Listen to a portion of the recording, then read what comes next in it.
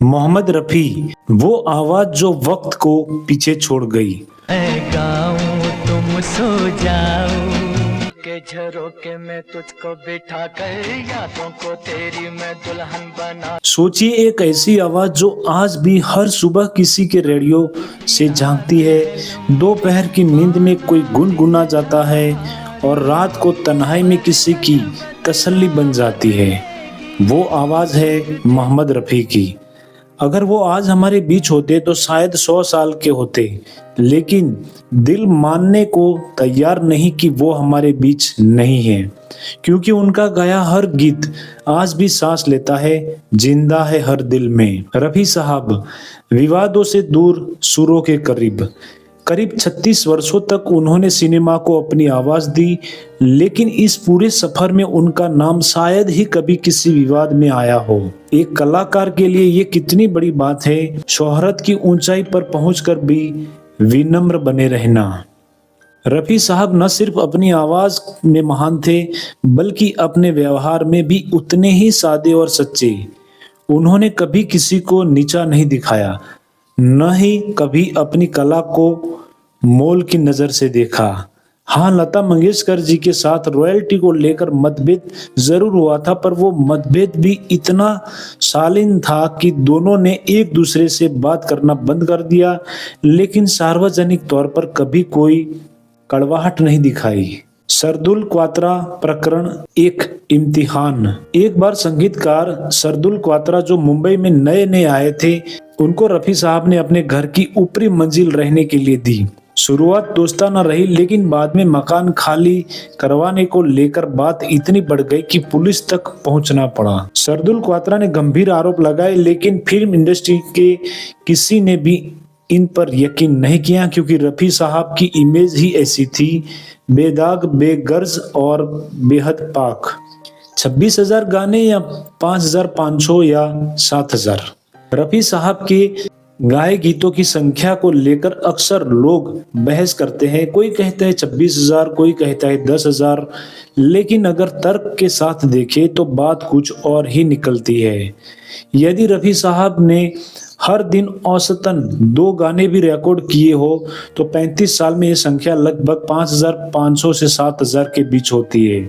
हाँ, अगर कुछ स्निपेट, रिपीट वर्जन और मल्टी पार्ट गाने को भी जोड़े तो ये आंकड़ा बढ़ता है, लेकिन इसमें कोई शक नहीं कि रफी साहब की आवाज ने हर रंग, हर मूड, हर पल को स्वर दिया। निस्वार्थता की मिसाल, 1 रुपया फीस। क्या आपने सुना है कि कोई सुपरस्टार सिंगर सिर्फ 1 रुपया फीस लेकर गाना गाए? लेकिन रफी साहब ने ऐसा किया कई बार।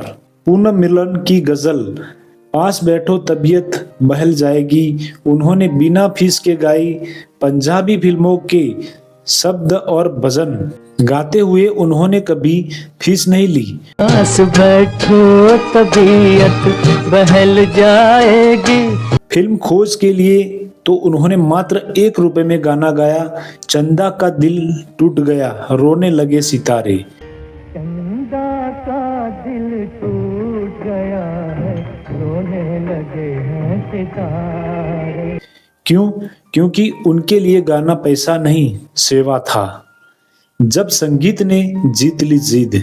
रामलाल जी और वी शांताराम की फिल्म शेहरा में एक गाना था जिसे रामलाल रफी साहब से गवाना चाहते थे, लेकिन शांताराम जी की पसंद महेंद्र कपूर थे।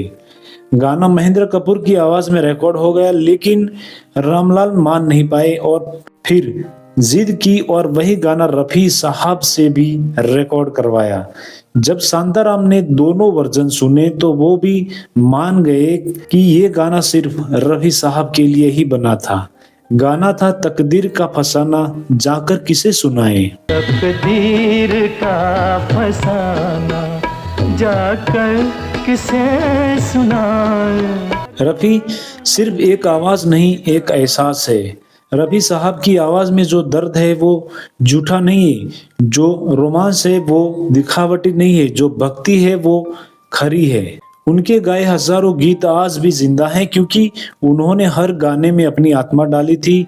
वो केवल गायक नहीं थे, हर भाव के दुभाषिण थे। न कोई दिखावा न कोई दावा।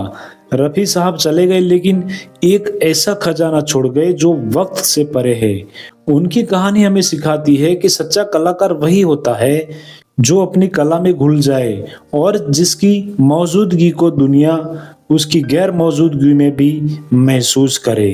क्योंकि मोहम्मद रफ़ी सिर्फ गायक नहीं थे, वो एक एहसास थे जो हर दिल में आज भी गूंजता है। दोस्तों ये वीडियो यहीं तक थी। अगर आपको वीडियो अच्छी लगी है तो प्लीज़ वीडियो को लाइक शेयर और चैनल को सब्सक्राइब ज़रूर करें।